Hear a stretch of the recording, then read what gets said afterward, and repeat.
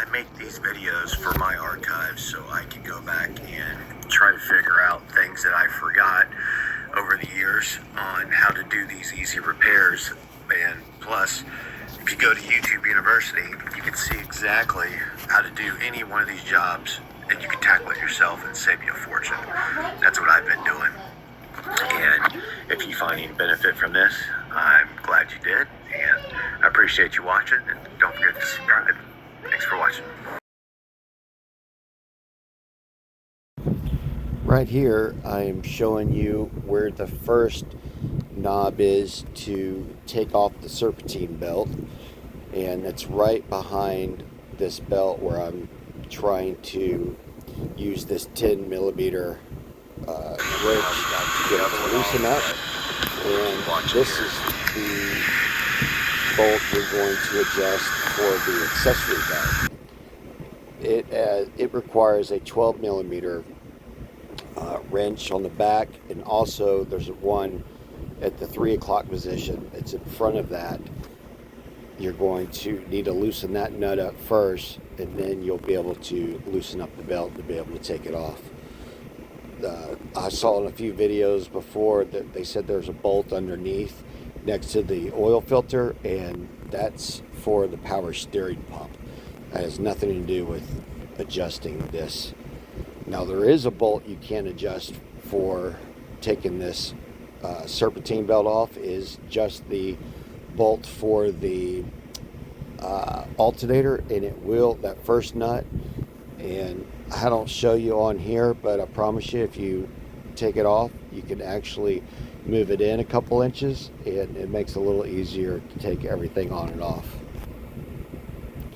All right, let's see where we're at now.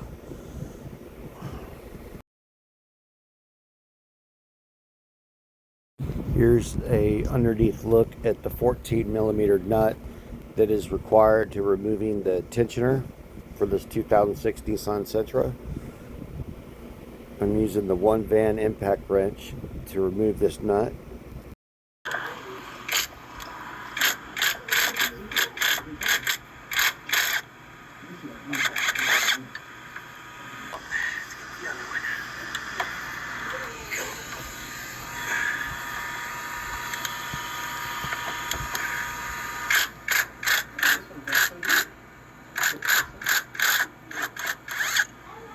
Go, baby.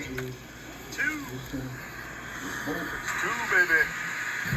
Now with that removed, I can easily pull out the tensioner, and the belt, the serpentine belt will come right off. It's not fell down like you said it.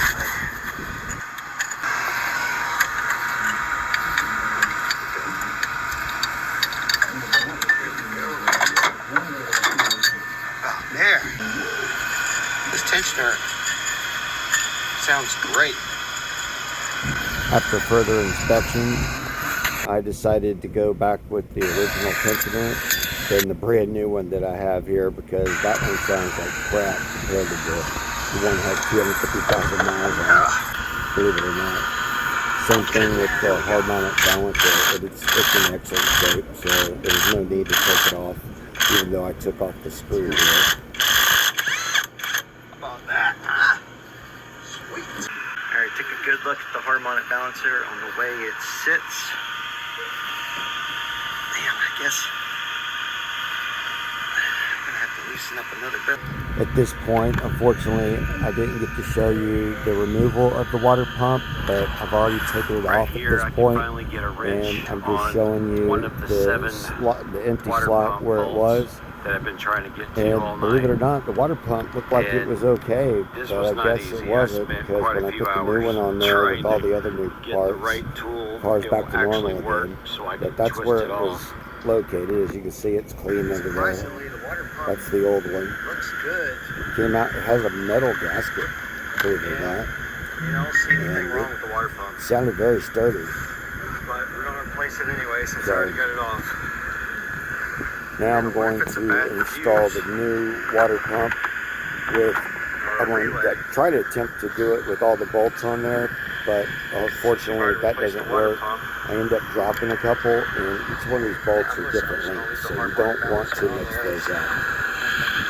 You can't really put the wrong one in the wrong hole, because if you put a too long of a bolt in one that requires it to be shorter, it's not going to fit flush. So if they don't screw all the way in flush, obviously they're in the wrong hole, and that's how I discovered I had the bolts mixed up. So once I figured that out, everything was screwed on there perfectly.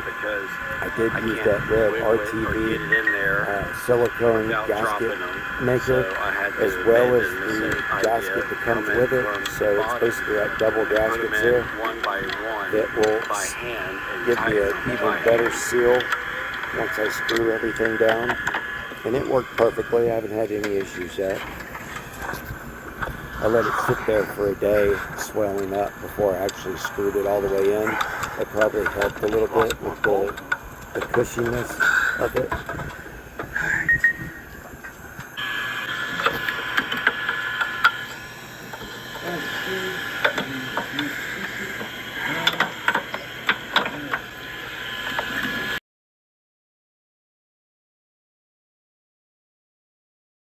Right now I'm figuring out what bolt goes back into the 7 slots here for the water pump, and figure out which tool is going to be best to tighten this down. No, I need it This in is the what well, took is so it thawed long out? trying to get each one of these bolts tightened. You can't just go around the clock tightening these bolts. You got to do it in crossways pattern, kind of like making a star.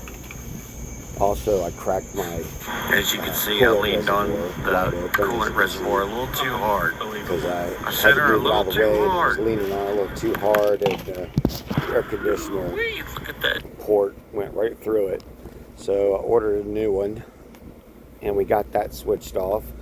And I'm showing you some close-up shots right now of the motor, so in case I need to see reference on where everything goes, if I do have to take everything apart at one time or another, I know exactly where it goes, so I can put it back just like it was. I put it back together again like Humpty Dumpty. That's what these steel shots Crazy are thing for. is, I broke down right in front of a Ford dealership. They're like, "Oh, I would never fix that, man." About 6 years ago. Right, that's an engine Still mount got a that lot I of changed meat. about 5 years ago. Still has a lot of meat left on it still. But I have one I'm not a engine mount that mechanic. doesn't look too you good. tell me.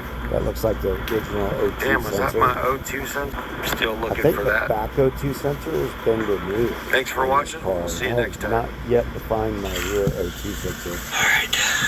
based on previous Alright, so reviews that I've seen. It looks like it's sticking out of the back, and I clearly don't see it. Now I'm showing you my driver's side axle or passenger side That's axle. what a transmission This is looks my like with first axle 250,000 removal. miles on it. I thought that Now, you're not yellow supposed to change that nasty transmission fluid sludge right because it there comes was part of the transmission fluid because of the but all that thickness of was it. grease. It helps the gears I was worried that was my transmission fluid move because I haven't changed perfectly it and seamlessly. in So what we're going to do is 200,000 put a miles. half I a was quart really of reluctant of doing good it. but recommended you'll see transmission shortly fluid after it this was is done, once we actually install the really new not bad at axle. all. And But I right did now I'm going to have to change cut that everything boot off out. because I it ain't actually coming off and I don't flushed have my everything damn 2 oil changes and 2 transmission changes pulley back to wrench back. that's supposed to help me take that off. So stay Car's tuned. running great.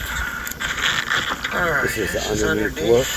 As you can see, my I car. don't see any rust anywhere. There's no holes. Might as well get a good look at Nothing everything. Find out where the clearly saying exhaust that I leak have an is. exhaust leak or anything like They that. said I had an exhaust leak.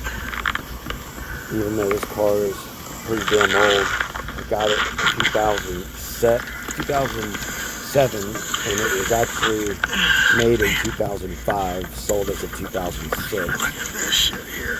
But there's a couple VIN numbers on it that shows that I got a little grease all manufacturer's over my date Cadillac is Converter. 2005. That's gonna start burning oil. It's gonna look like it's burning oil. It's not. It's just fucking residue, I But if guess. you read 8th digit from right Hopefully it to will burn left, off. It'll be the 8th okay. digit represents the year, and it's a 6. So, therefore it's a 2006. Alright, so that's what. This is the passenger side axle.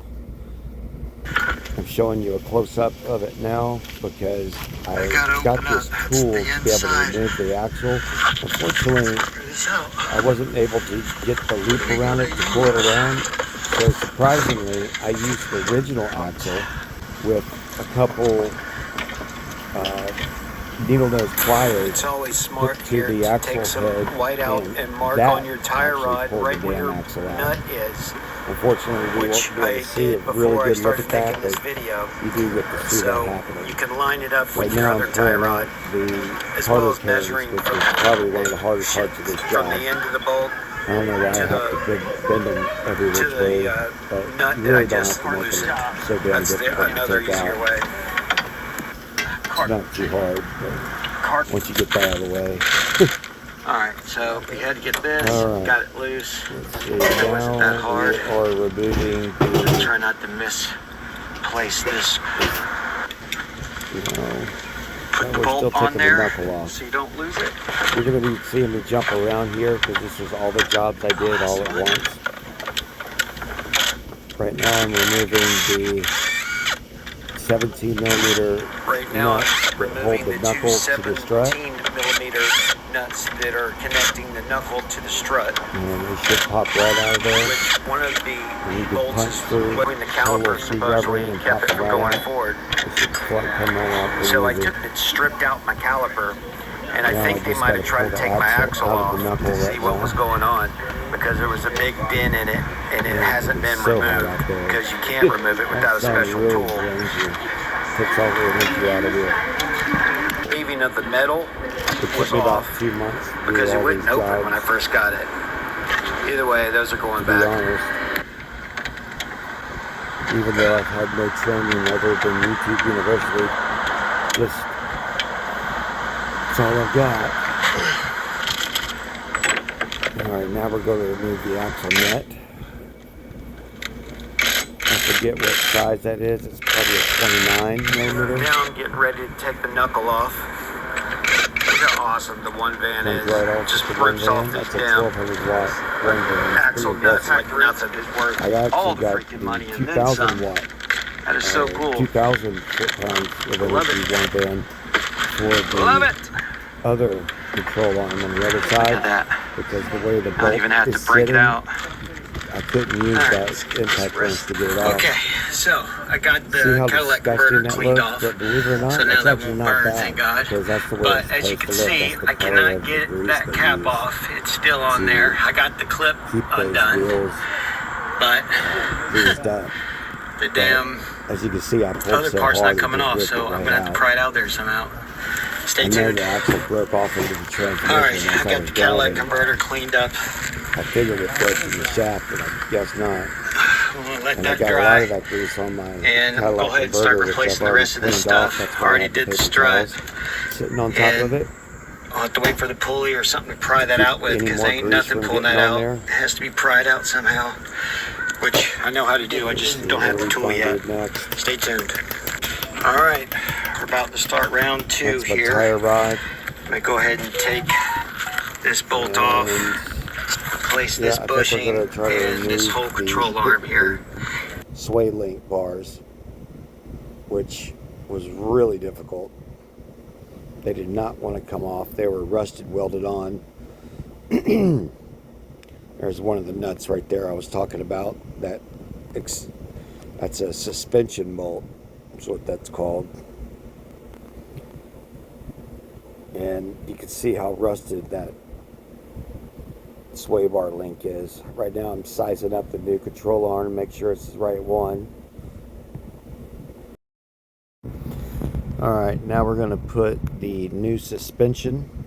This is the passenger side suspension, which will hold the new knuckle once we get that installed. And believe it or not, it's just a couple bolts. That's all you got to do is unscrew those 3 bolts up top. It's right underneath the hood. Not very hard at all, believe it or not.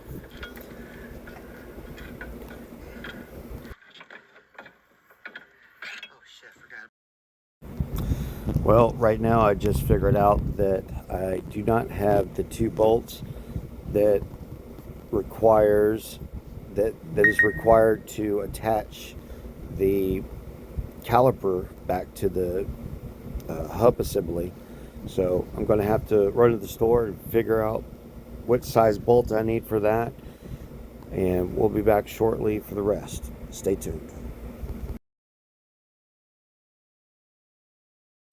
All right, back again. Now we're going to give a quick look on what we've done so far. That's the part number. And here is one of the sway bar links. There's the serial code for it. You can see it. The model number. If you want to order one for yourself. This.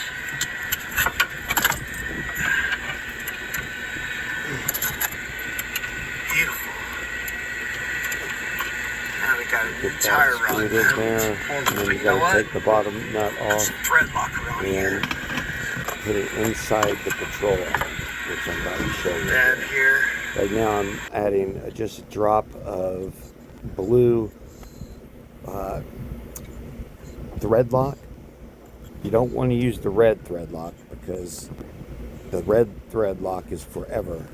If you never want to open up, if you never want it to ever come unscrewed, put red thread locker on it. So the blue is a little bit easier to work with, and it still gives you a firm grip.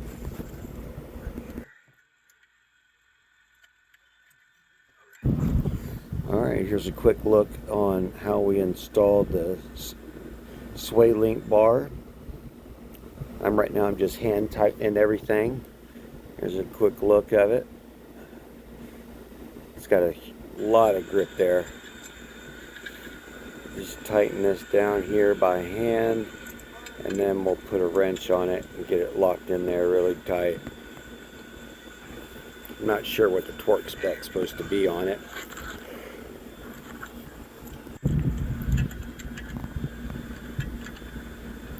But we'll get it nice and snug for sure.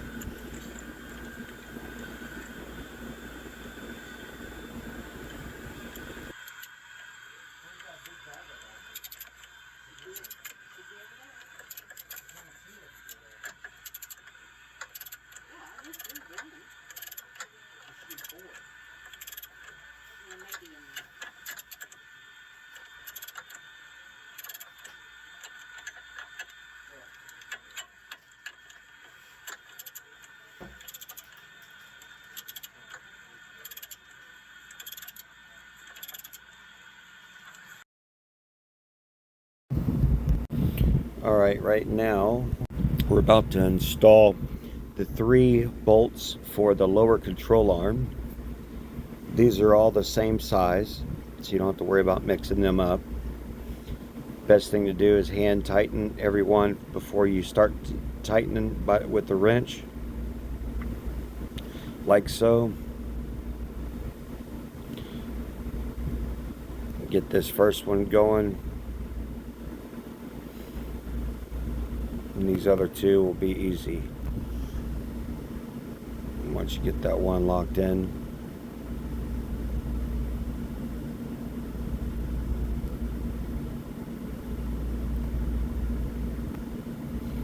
just get it nice and snug, and then get your 3rd one going, and then go around it and tighten it one more time to make sure everything's tightened evenly.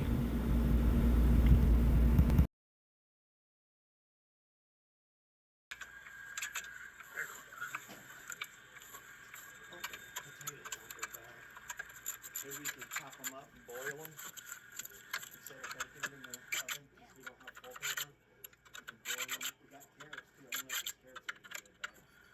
They've been there for a while. I don't know how long carrots have been for. Now I'm going to put the impact wrench on it, and there you go.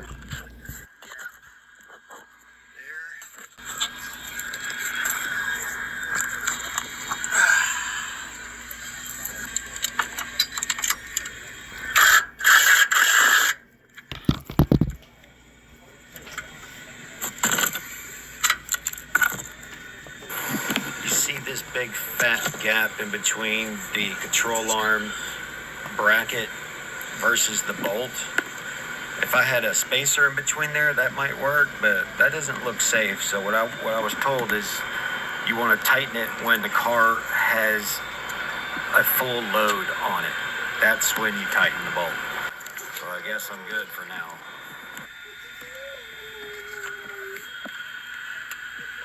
Now finding a socket it fits inside here to where you can get enough torque on it. That was a job in itself. Now this side was much easier to do because there was nothing blocking me. But on the other side, Alright, see where my finger is? See that gap? but I eventually got that snug. I can't get that bolt to go in any further. It just spins. That was bad right there. It's way too big of a gap. On this end.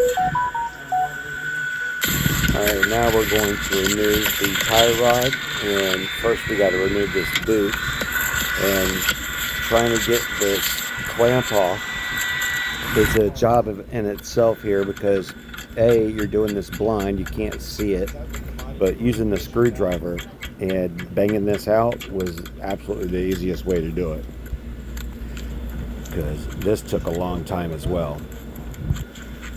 Once I got the screwdriver in there and I could pop that open.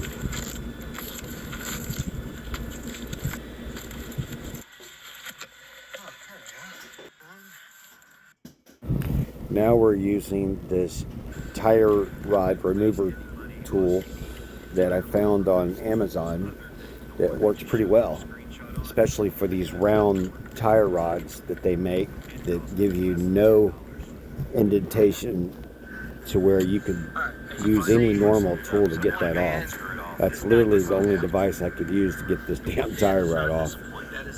It took a while, but I got it to work. Let's watch. Finally.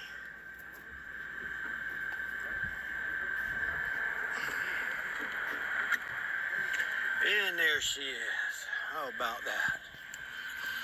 Alright, now we're going to take the new one.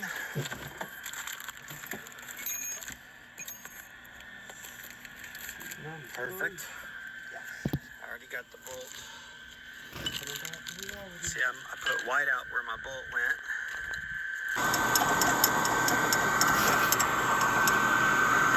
Alright, I had a hell of a time getting this boot to come back out because that son of a bitch was all concaved inside. So now I've got everything on. I'm going to remove this old clamp. I'm going to put a new one on here. And let's get this bad boy back in place. Let's see if we can get that boot. There we go. Nice fit. Perfect. Let's get this clip back on here. Back into its home. Oh my God. Definitely need pliers for that. Where's my pliers at?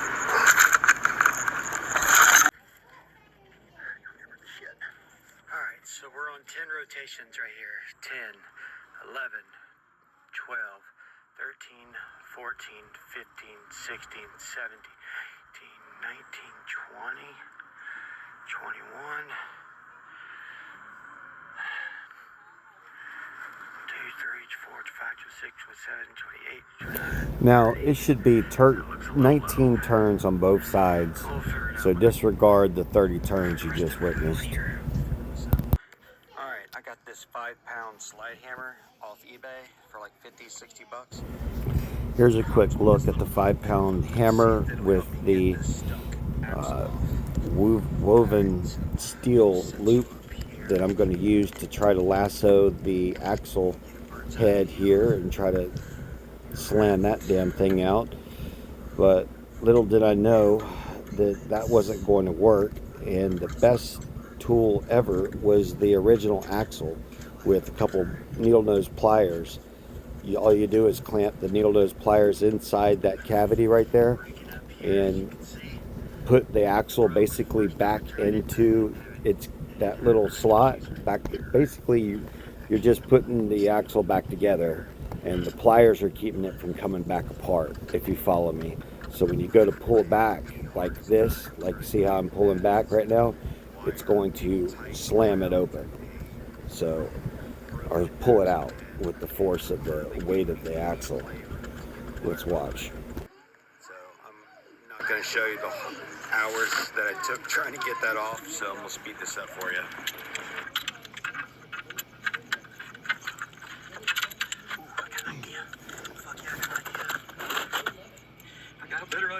I found out that if you use your old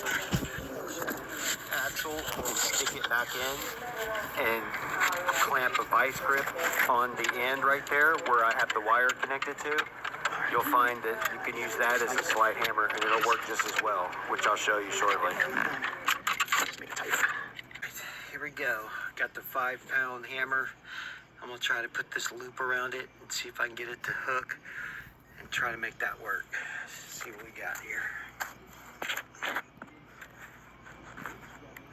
Sorry I couldn't get better angles so you could see, but it's just me recording, unfortunately, so I'll have to give you a tutorial on exactly what I'm doing. As you can see now, here's the axle. It's back into its slot, and all I gotta do now is put the vice grips inside to keep it from coming apart, and then you work it just like a slide hammer. The pliers will keep it from coming out. We'll see. As you can see, the axle slowly starting to come out with every pull, and watch it just spill transmission fluid everywhere any second now.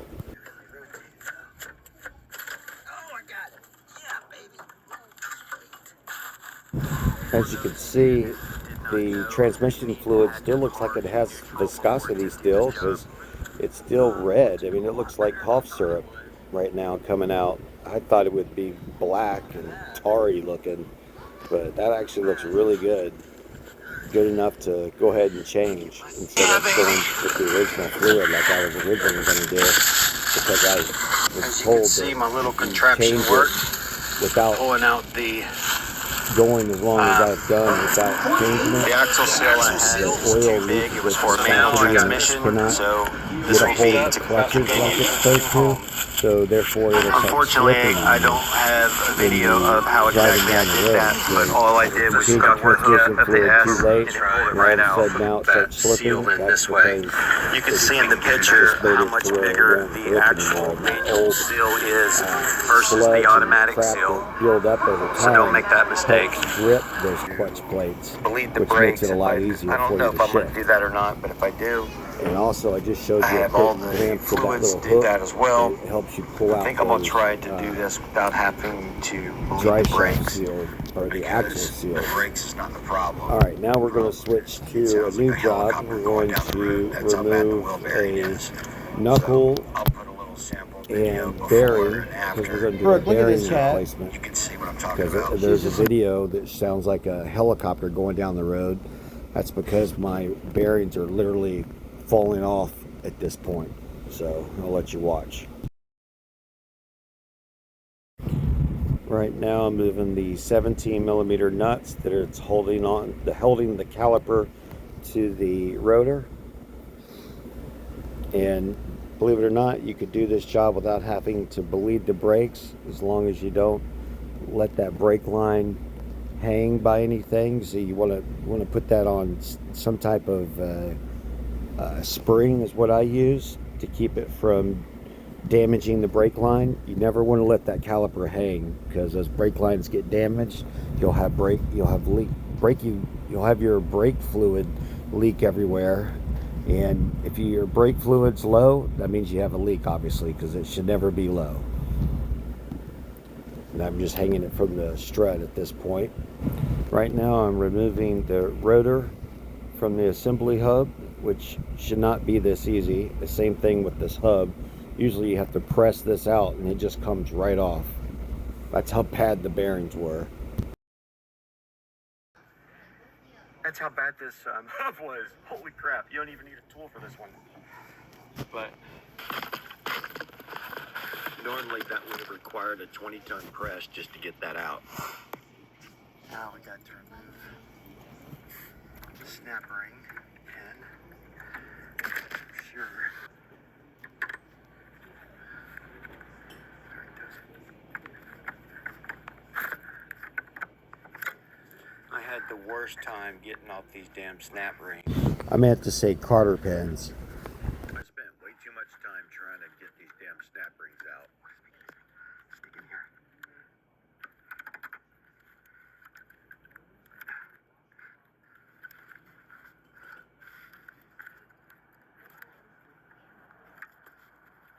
Almost there.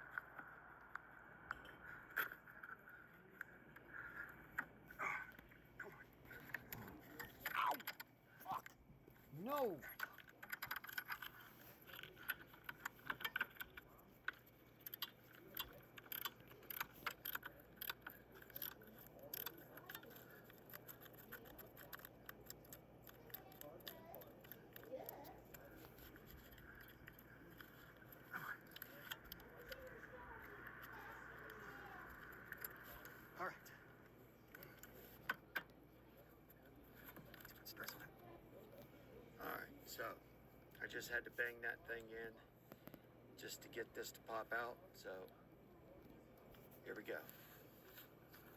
Get you back hooked up.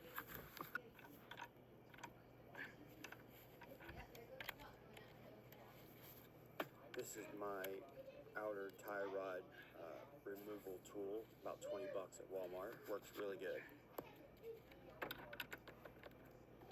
Matter of fact, every tool I'm going to be using didn't cost more than 50 bucks. This is before I knew about the fork, which is much easier than paying $50 for these little easy tire rod removal tools. I tried to call Walmart to figure out how much it would cost to get an alignment. They said they didn't do it, so I called Nissan and they wanted north of $150 just to do that. So here I am doing my own alignment. So basically, if you do 19 turns on the outer tie rods on both sides with the steering wheel lined up as straight as possible, you should be okay. I believe that might be the 19mm screw.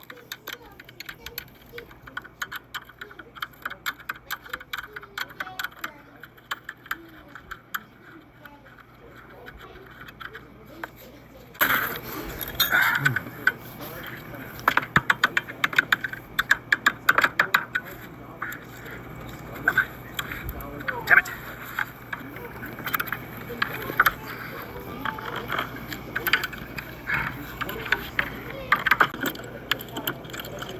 I'm not gonna lie, there's no instructions that came with it, even though it's only 40 bucks. But I eventually got it to work. But it was not easy. What else? We're gonna use this thing again. Use this again.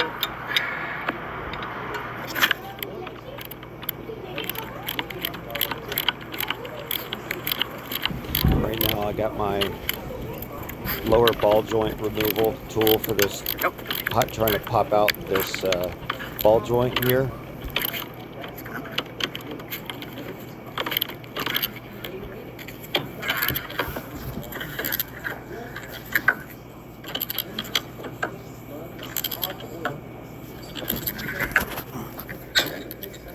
There we go.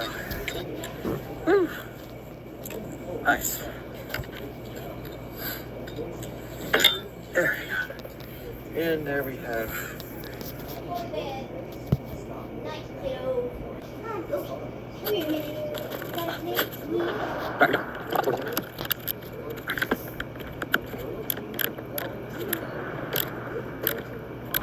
This is another one that takes a lot of strength, believe it or not. I put about a 4-foot breaker bar on that bad boy, try to get it to turn, which I've already skipped through that part, so you didn't have to watch all that. But it took quite a few turns to get this ball joint to pop out. It is not an easy job. This is the lower ball joint that we're popping out now that's in the control arm. Probably one of the hardest ones. Yes! Yes! Finally! Woo! That was not fun. My God, that was the hardest. I gotta start working out. You recall, anything with numbers or lettering should face you. So that would go this way. The numbers are up. If you didn't understand that gibberish, I was basically telling you, before you put on a bearing, you want to make sure anything with numbers and letters on it, you want that facing you before installation. On the inner race. Stop. Right now I'm getting this set up to press in with the impact wrench. I'm also going to show you the difference between a 1,200 pound impact wrench and a 1,000 pound impact wrench. The first one up is the Bauer from Harbor Freight. This is a 1,000 pound electric impact wrench.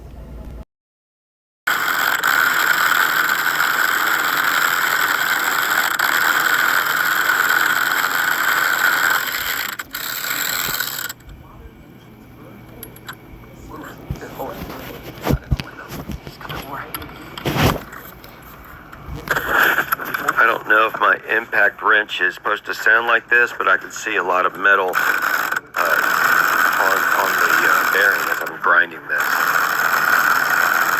This is just a $50 1,000-pound torque wrench from Harbor Freight.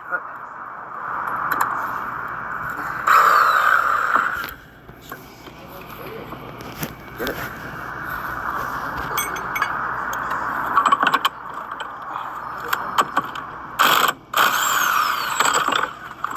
I love how fast this thing goes on and off. That was awesome. All right. Watch how much faster this one van does this. This is a 1,200 foot-pound impact wrench. Mrs. Carwood, on the charge of kidnapping, how do you plead? Not guilty, Your Honor. People on bail? Given the severity of these crimes and considering the defendant is facing additional charges of child endangerment, assault, manslaughter in Ulster County, we believe that she is a flight risk, not to mention a danger to both the community and the victim's safety. We request bail in the amount of $2 million. This is Nicole Carwood's first offense, Your Honor. She has no criminal record. Well, she does now, Mr. Bow. I'm granting bail in the amount of $2 million. Bail up next case. All right, it's number 2. Cut it open. That was so much smoother than the Bauer. I was really impressed. I even got a 2,000-pound impact wrench, would probably go even faster, but that was plenty fast. I love those damn impact wrenches, especially these electric ones with batteries. They're great for half the price with all this power. You don't sacrifice any power with these Chinese impact wrenches. They're pretty impressive, very durable too.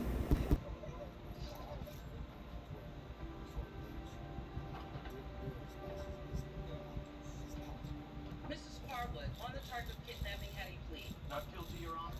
People on bail? Given the severity of these crimes and considering the defendant is facing additional charges of child endangerment, assault, manslaughter in Ulster County, we believe that she is a flight risk, not to mention a danger to both the community and the victim's safety. We request bail in the amount of $2 million. This is Nicole Carwood's first offense, Your Honor. She has no criminal record. Well, she does now, Mr. Bow. I'm granting bail in the... He just landed this morning. Yes, and he needs to pick him up from the airport now. We ran his record. It's clean. Okay, so can you get a subpoena? I was showing you the glass of water to show the car is actually level, because now we're about to install the passenger side axle, and this will be my first axle removal job. You want to make sure the car is level and in neutral when you're trying to accomplish this. This is the Nissan's model number for the dry shaft axle seal for the outside axle for the passenger side.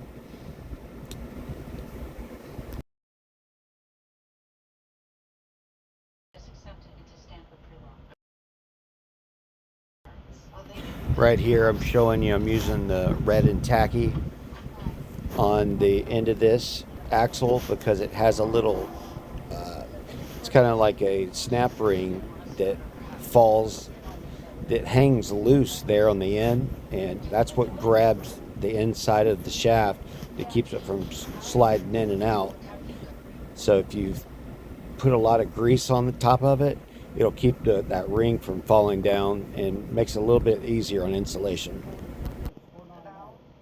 An eyewitness. Right here I'm just trying to show you a close-up of the model number. If it does show any lettering, always want the lettering facing you when you're installing these, but it's pretty self-explanatory when you go to install this. Josephine, Back to the show. Here's your model. seems like you were sexually assaulted this morning. What I did. Is there a reason why you didn't call the cops? He told me not to. He said if I did, he was gonna hurt my family. With this stuff.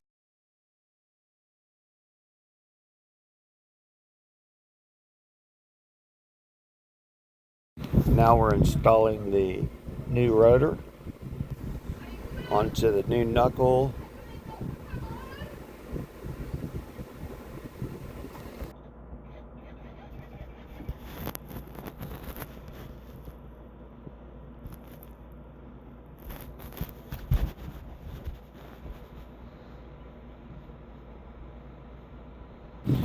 want to mount the rotor all the way down with the screws so you can get a good solid hold for the caliper that you got to install first.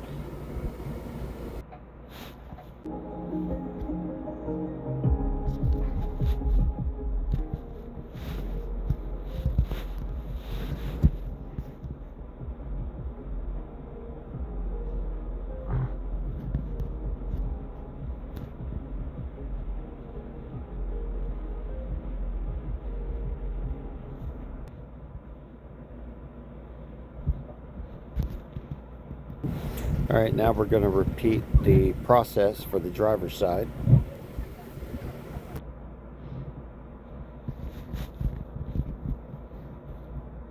The one band impact wrench definitely did not disappoint.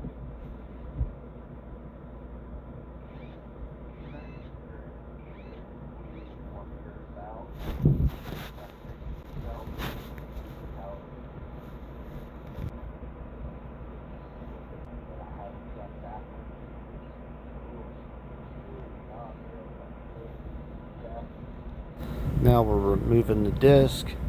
Gonna clean that up and get this hub out of the way.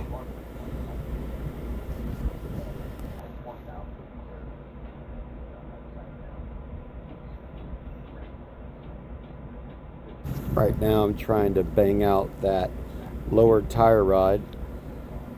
You're supposed to take the castle nut and screw it on the bottom part of the screw and then bang it out. Unfortunately, the camera dies. No stress, but we're going to remove that as well. Customize the trigger, all carbon fiber work.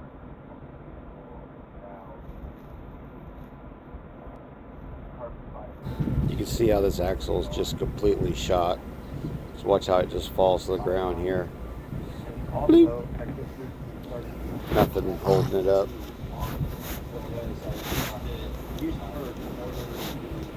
So that one's going to go.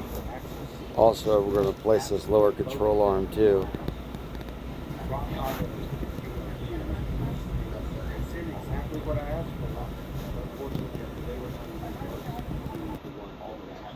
I had the worst time trying to get this control arm off because where this nut is positioned, I can't really get a wrench on it on both ends.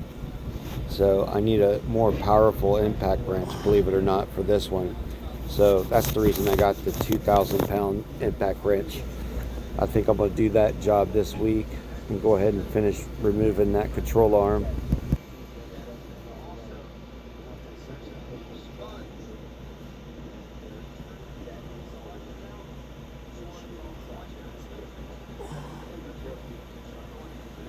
Looks like we missed the removal of the axle, but now we're doing the installation of the new one.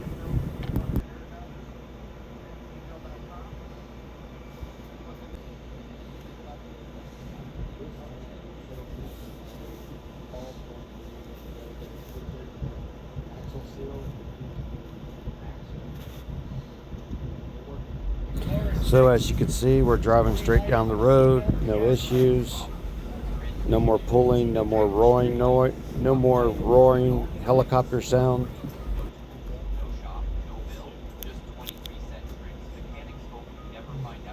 Now it's time for the final job. We're going to burp the cooling system that we just changed out, the radiator, the cooling, the belts, the tensioner. And what you do is you take the cooling reservoir, the coolant reservoir tank, hang it up on the hood like you see there, take the top off, crank it up, elevate the front of it a little bit so the air will travel to the top, and once you see the bubbles stop bubbling, then you're good to go. No more having to get spill-free funnel, none of that. All you got to do is this right here. Also, before doing this test, I noticed I had a couple codes. I'll show you a quick screenshot real quick. Also, you can see where my finger's pointing, how fast it dropped down too. It's because of the radiator cap was not on right. So those two codes were engine misfire codes, and I forget what the other one was, but I fixed it by replacing the cylinder bank one, cylinder one, or yeah, bank one, cylinder two, with a new coil. That's what fixed it. 116. This hose right here, 170 degrees. Jeez. The bottom hose, 87. So what does that mean? Now that I think we got the air pocket out, the heater should start getting hot. So, because what I'm trying to accomplish here is to feel hot air coming out of the heater. Alright. I haven't let it So run what you for want to full do 10 when you're minutes burping yet. your vehicle is you turn your heater on full blast, and you can turn it on level 1 or level 4, it doesn't matter, but it just helps circulate that air through the motor. And once you feel hot air, then that means your thermostat is working and everything's working properly. Engine's 130. So it's got to get 200 degrees before the thermostat opens. The lower hose is 93, 92. It's going up.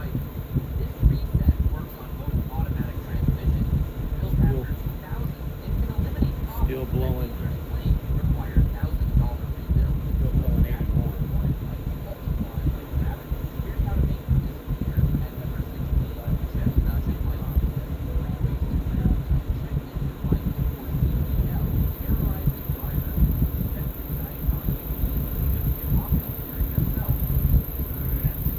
Hasn't dropped. Still at the line.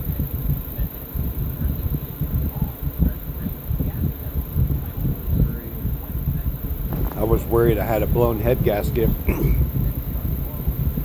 but I guess not, since there's no more bubbles and it's almost 200 degrees It's good. We're not seeing any bubbling. and it's about to start blowing Air hot. must be out of the So That's good. We should be able to get hot air soon. Right? No check engine lights. Thank God. Codes.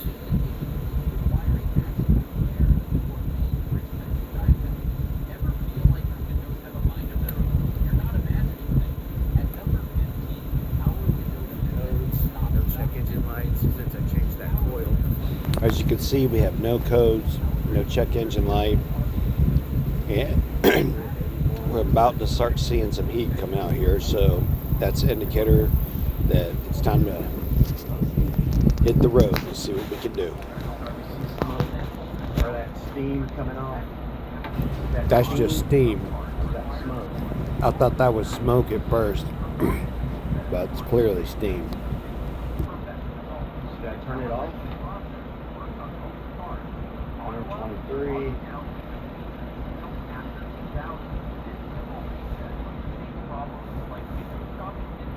And that could be steam.